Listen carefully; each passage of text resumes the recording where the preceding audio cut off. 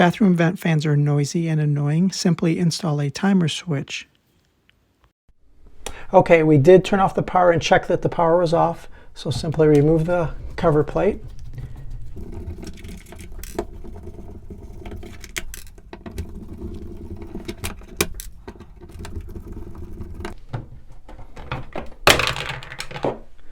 Now in this bathroom, the first switch is our light. We're going to keep that one. The second switch was our fan, our ventilation fan. That's the one that we want to install the new timer and upgrade. So remove the second one.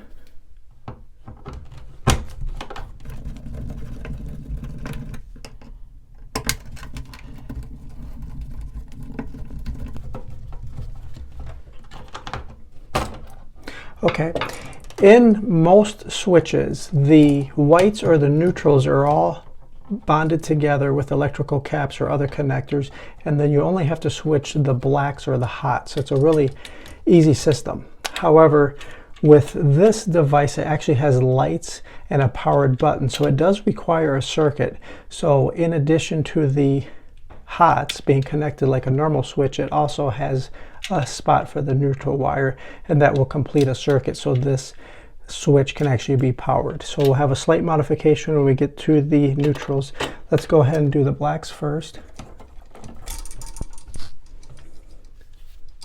They have the quick connectors. Sometimes they're difficult to release. In this case, I'm actually just going to cut them right off because we won't be reusing that switch.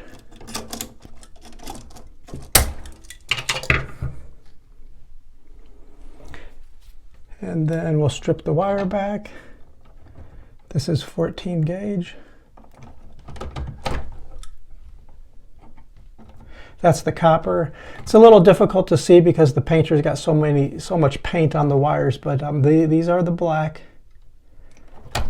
So we got the two blacks, we got the ground wire, the bare copper. It's just hard to see with the paint. And then go ahead and start with the switch. It does have a ground screw at the bottom, and tighten that right on down. That's a good design.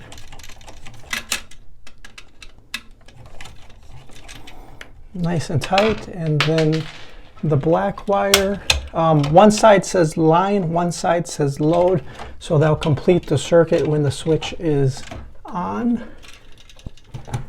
If you look at the box, typically the line side would be coming from below. Often the load side would be coming up above as it goes towards the fixture.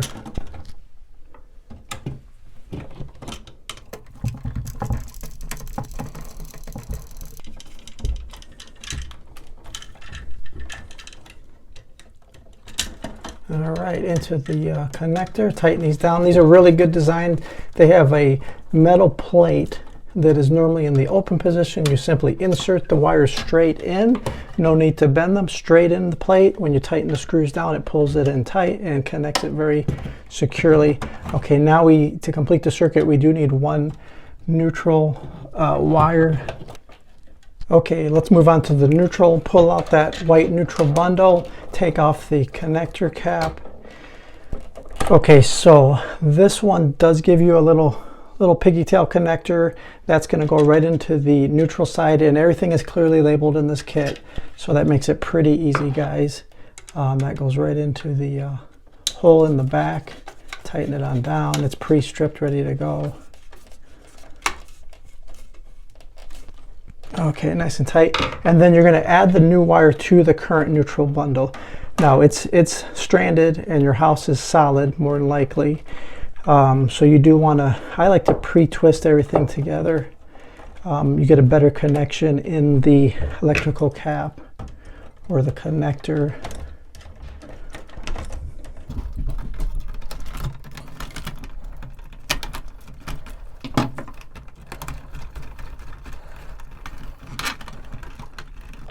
Okay, nice and tight. Give a little tug on every wire, make sure they're tight, especially the newly added stranded wire. Make sure that's still tight and snug in there.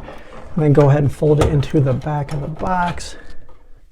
I'm going to use the back side of my insulated screwdriver and the black in as well.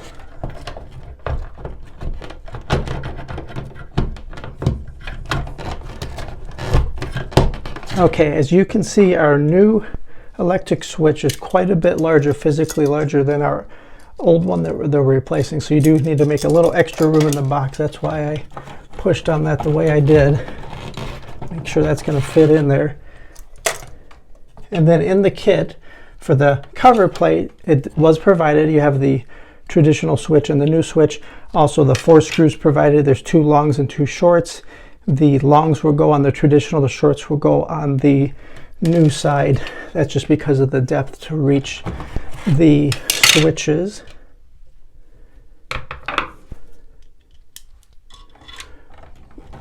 Secure it to the box.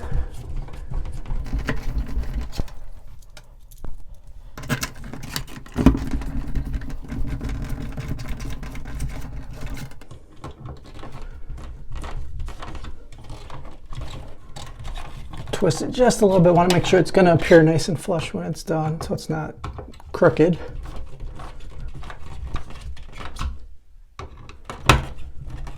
And you don't have to go too tight. I like to give it a quick fit on the cover plate, make sure it's going to match up, and it does, so that looks good.